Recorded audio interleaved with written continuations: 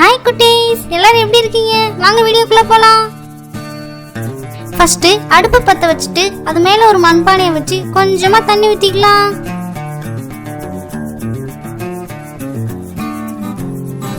இப்போ நான் என்ன செய்ய போறேன்னா முட்டைக்கறி செய்ய போறேன். அதுக்கு ஒரு நல்ல முட்டையா எடுத்து அதை உடைச்சு ஊத்திக்கலாம்.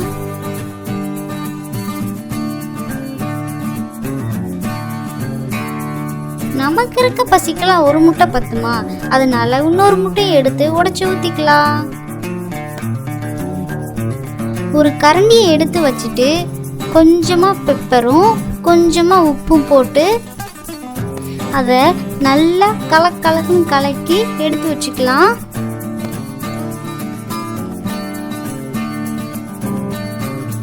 கலக்கி வச்ச முட்டைய எடுத்து கொதிச்சிட்டு இருக்க தண்ணி மேல வச்சு ஒரு மூடி போட்டு மூடி நல்லா வேக வச்சுக்கலாம் குட்டீஸ். அது வெந்துட்டு இருக்க டைம்ல நம்ம இஞ்சி பூண்டு பேஸ்ட் தயார் பண்ணிக்கலாம். நான் இஞ்சியும் பூண்டையும் பொடி பொடியா கட் பண்ணி எடுத்து வச்சிருக்கேன். அதுல இருந்த இஞ்சியையும் பூண்டையும் கொஞ்சம் கொஞ்சமா எடுத்து அம்மி மேல வச்சுட்டு அது மேல கொஞ்சமா தண்ணி தெளிச்சு அரைக்க ஆரம்பிச்சுக்கலாம்.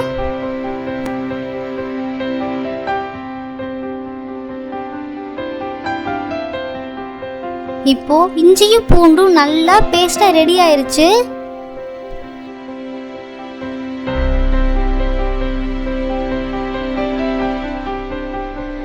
அம்மியில இருந்து வலிச்சு ஒரு கிண்ணத்துல எடுத்து வச்சுக்கலாம்.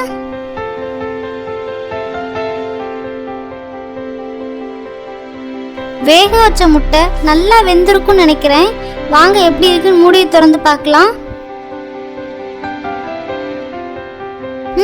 அது நல்லா வெந்துருச்சு. அதை எடுத்து கீழே வச்சுட்டு பார்க்கவே சூப்பரா இருக்குல்ல குட்டீஸ்.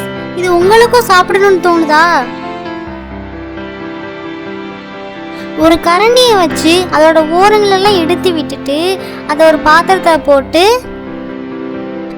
அந்த கரண்டியை வச்சு வெந்திருக்க முட்டைய நல்லா பீஸ் பீஸா கட் பண்ணி எடுத்து வச்சுக்கலாம். அதுக்கப்புறமா அடுப்புல மண்சட்டியை வச்சு கொஞ்சமா எண்ணெய் ஊத்தி கடுகை போட்டுட்டு கடுகு பொரிஞ்சதும் கருவேப்பிலையை போட்டு கட் பண்ணி வச்சிருக்க வெங்காயத்தை போட்டுக்கலாம்.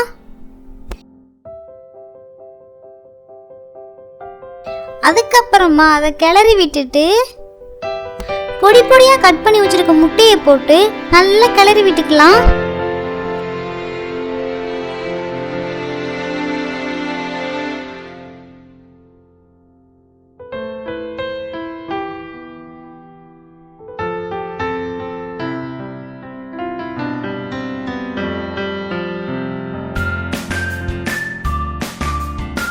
அதுல மிளகுத்தூளும் மிளகாய் தூளும் போட்டு கிளறி விட்டுக்கலாம்.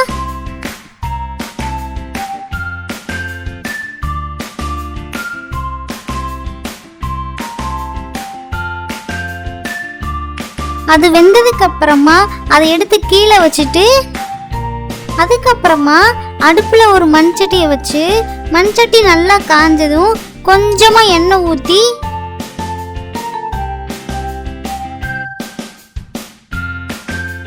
அதுல பட்டை கிராம்பு பிரிஞ்சி இலை கடல் பாசி எல்லாத்தையும் போட்டு ஒரு கிளறி விட்டுட்டு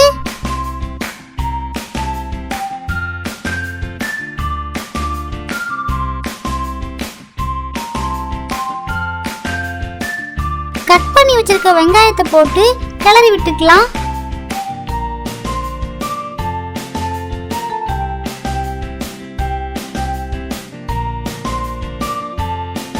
அதுல கொஞ்சமா தக்காளியை போட்டு கிளறி விட்டுட்டு இப்போ அதுக்கு தேவையான எல்லா மசாலாவையும் போட்டுக்கலாம். மிளகாய் தூள் 1/2 ஸ்பூன், மஞ்சள் தூள் 1/4 ஸ்பூன், கரம் மசாலா 1/2 ஸ்பூன், மல்லித்தூள் 1/2 ஸ்பூன், மிளகுத்தூள் 1/4 ஸ்பூன், ஜீரகத்தூள் 1/2 ஸ்பூன் எல்லாத்தையும் போட்டு அதை நல்லா கிளறி கொஞ்சமா தண்ணி ஊற்றி கிளறி விட்டுக்கலாம். ஒரு மூடி போட்டு மூடி அதை நல்லா கொதிக்க விட்டுக்கலாம்.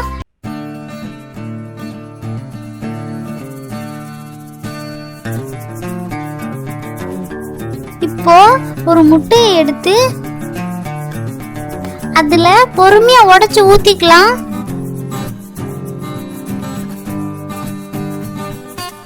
இப்போ முட்டை நல்லா வெந்து முட்டை குழம்பு ரெடி ஆயிருச்சு.